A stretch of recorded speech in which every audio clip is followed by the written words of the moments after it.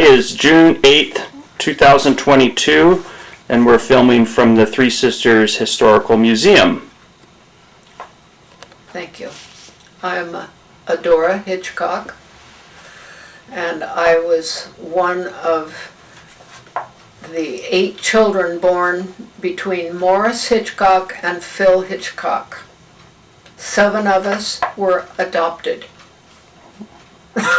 So there's only one natural born Hitchcock, and so we were raised very much together in the family interests, but started in a little town called Pomeroy, Washington.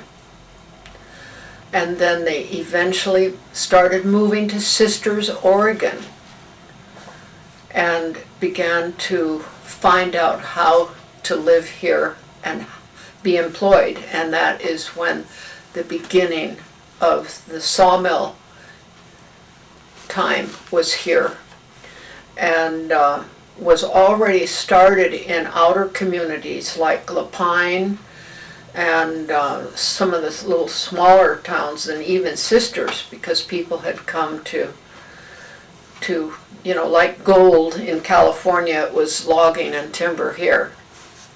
And so over the years, they finally came here to live in the 1930s to help start the Sisters portion of the sawmill industry here that had been kind of periodically owned by other people, but ended up coming to being the Hitchcock sawmill in Sisters, Oregon. And that was your grandfather? And that was my grandfather. And then my uncle, Morris Hitchcock, became more involved and the future owner from when my grandfather retired. And then my father, Phil Hitchcock, then moved to Klamath Falls out of the logging and mill interests. And so it was owned by C.G. Hitchcock, my grandfather, and Morris Hitchcock. And he had 3 sons that also worked with him as they became older.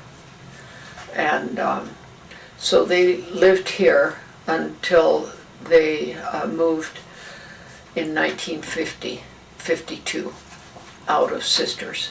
So they were here probably for 20 years. And C.G. Hitchcock and his wife Ethel, my grandparents, moved to Redmond. They lived in Sisters and worked in here too, my grandfather, but he retired then and became interested in other places. So when your family lived in Sisters, where did you live exactly in Sisters? Well, the picture of the house, which is out on Indian Ford, and it was an old log house that my parents, Phil and Sally, bought. And when I was born, then I came to live there. And so they lived there until 1943-4, and then moved to Klamath Falls in that house. And you were how old when you moved? Probably 5. Mm-hmm. I was born in 1941. So, and my brothers, they were 2 years behind me. Well, one was not that, only a month behind me, but we were all adopted. And all of the children that participated in the mill over the years were all adopted. And but Morris, the C.G. Hitchcock's daughter, Frank Crawford, Vivian married Frank Crawford, and they became part of the several mills here in Central Oregon. And so then everybody began spreading and going to other places. and then over the years, even as far as Chile in South America, they had a mill there. And so it gradually moved out of Sisters. And then in 1953, they moved to the White Swan Indian Reservation and began doing the sawmill there. And C.G. Hitchcock was still alive, and Morris and he still owned or bought this sawmill, started it in White Swan, Washington. So the time was really from 1953, and whatever their birth years were. 1904 was my dad, so it probably started in the 1800s, late 1800s in La Pine, and when they began logging and learning the lumber industry and cutting trees and everything, and then became very interested in the mill and bought here, which wasn't finished as far as, they expanded it quite a bit, so it was a very big sawmill. And so it was the main part of their history. And then out of that, Morris and Phil also helped start the rodeo and the airport. Because when the war started, and actually the week that after I was here with my parents, the bombing of Pearl Harbor happened, and then all of the people in Sisters, the men that were available and some women, joined the Civil Air Patrol so that they could be involved in flying and everything, and they helped start, the Hitchcock family helped start the airport here too, and the flying schools, and also that was part of their contribution to the war years, because having children at that time, you got to say that you didn't have to go to war. So they did it by flying and cutting up trees, I guess. And then some of your relatives own the candy store? Pardon? Some of your relatives own the candy store in town? The Gammons, who were my grandparents, my grandmother's family, she had 6 girls, and they and 3 boys. So there was like 9 children in this family, and they all came to Sisters too, and eventually had property here downtown. The market was owned by one of the sisters and her husband, and then across the street, which is now the candy store, was an ice cream store and snacks and things owned by another aunt and her husband. And then there were they all had little individual things, and my Aunt Mert and John Dennis then were involved. The hotel, before it burned down, was also a place where a lot of men came to live and start their own businesses and be in the logging industry. And then it ended up burning down, and John Dennis and his wife provided the money and the opportunity to rebuild the Sisters Hotel and Restaurant now, and the original way it looked. So it's like picturesque.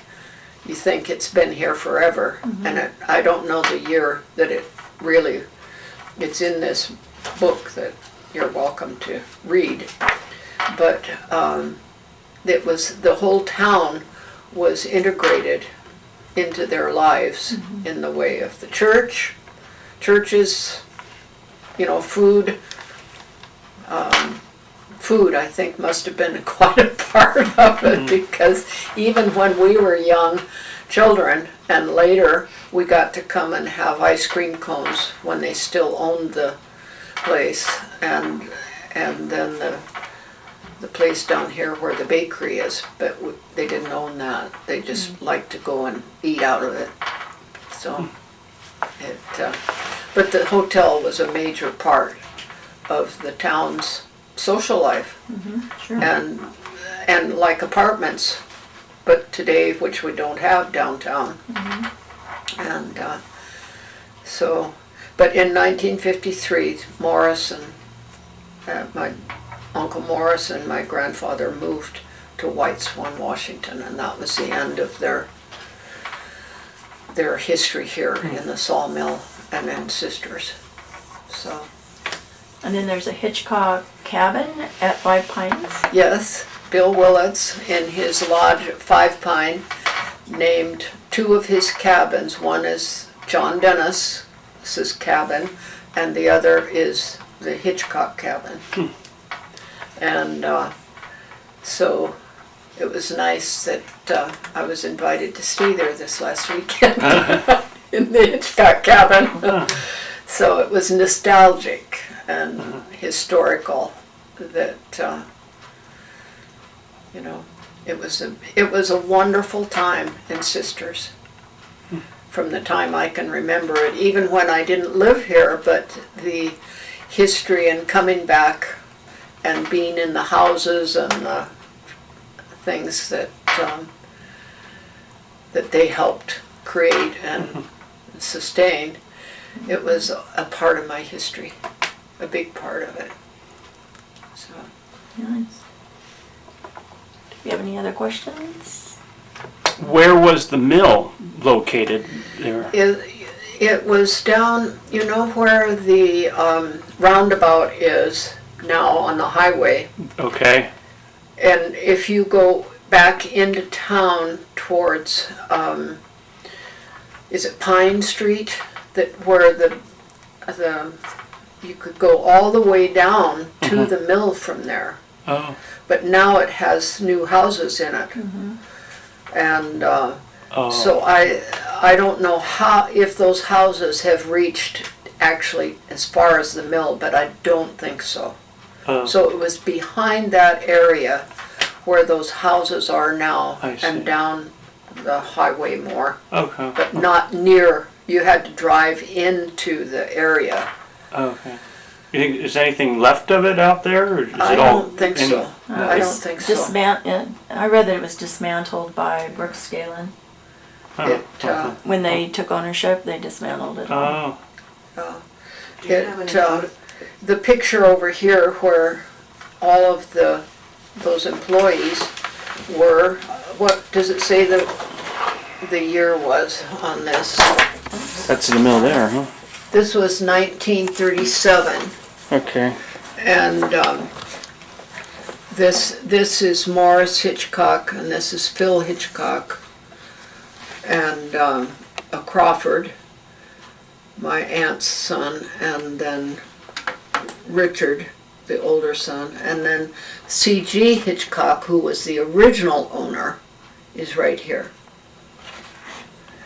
And but interestingly, the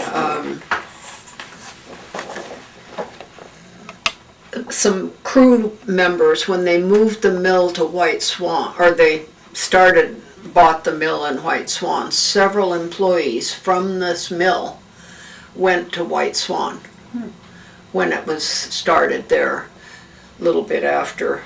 But so there was quite a feeling of community. All of these people lived here and participated, and there were a lot of activities that included, you know, so many of the people here. What year does that picture say on it? This is 1937, and it was Okay. called the Hitchcock Sundance Mill. Okay. And there were several accidents in which people actually were killed in it, that were injured from a fire or something exploding, or whatnot, and probably lack of ability to take care of some of the equipment or something, I don't know. Oh, interesting. Do you have any other photographs of the mill It's in the book, in probably. the book that we? It was very nostalgic to come to Sisters after it had closed and drive back into it and just see that, yes, it was still, when the Lundgrens bought it and owned it, it was still, you know, picturesque and I see. historic looking, but Huh. it had such history here that so many people, well, the number of people in that picture, for a little small town like Sisters, that was a lot of employees. And where all the timber came was all around our area here.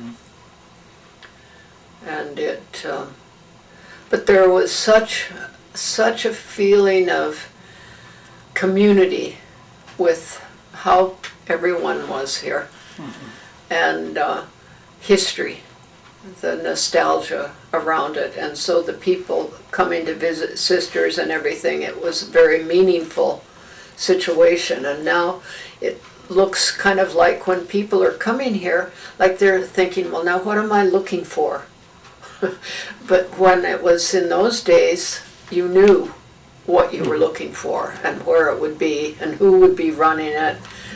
And there was a nostalgic feeling when you walked out with your ice cream cone, knowing the people that owned these businesses, because they were part of the whole community.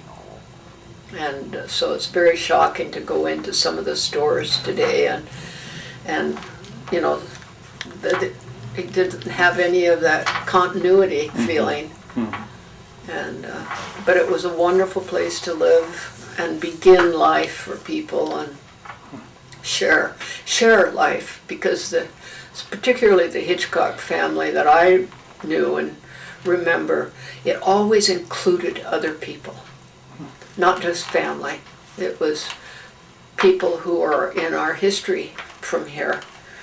And so there was a lot of family feeling and relativeness and a regard and a respect for what was going on and what you could expect. And now, of course, it's a little city. And so, and it has cars instead of horses. But the rodeo starts this weekend, so they're back in gear. And my dad was a pickup man on a horse. He'd go around and pick up the people who got bucked off the horse. So there was just a lot of involvement with family and community. So it was a wonderful place to live and visit. What do you remember about school? What? What do you remember about school? Well, Why did you go to school? one of my great aunts, she was involved in the school, and her husband, I don't know, he might have been a teacher, but I've kind of forgotten that part. But you know, it was in all these smaller buildings, which of course have now have become not usable in the way of how they did. But and the churches were a big part of the community here. And but again, it was part of the community, and people were involved and wanting their children to have good educations, and because most of these people that were moving here were older people who were wanting their kids to be in school so they could work and in church to have the activities and stuff. It was still a very growing community, and now it's become just a very fascinating, popular area. Very. And it was interesting, my daughter, my granddaughter who's graduating Saturday, she came to Sisters for 2 weeks ago for some soccer thing that the players were in all different places. And she came across a young man who was also a senior from a family that we had known 30 years ago.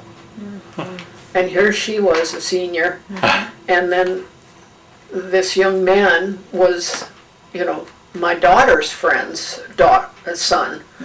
And so it was just ironic that here a Bend soccer player could come to Sisters and have her picture taken with a cute Sisters fellow. And it's just popular sports today's world. So it was good. And they were good sports about everything in the old days.